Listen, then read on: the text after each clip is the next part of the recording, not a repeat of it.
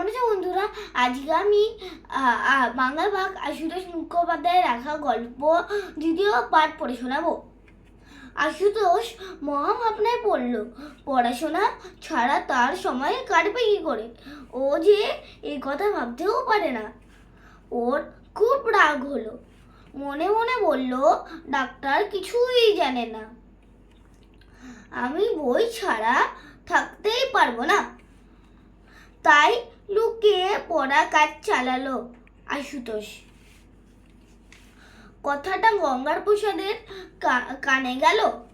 তিনি কোন উপায় না দেখে আশুতোষের সমস্ত বই, খাতা, কলম ঘর থেকে সরিয়ে নিলেন।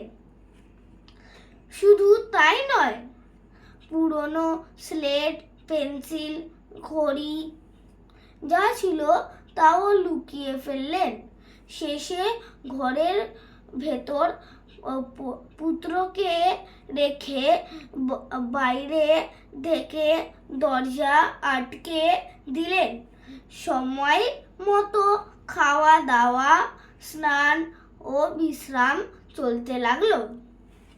ধন্যবাদ দেখার জন্যে। প্লিজ লাইক, শেয়ার আর সাবস্ক্রাইব করো।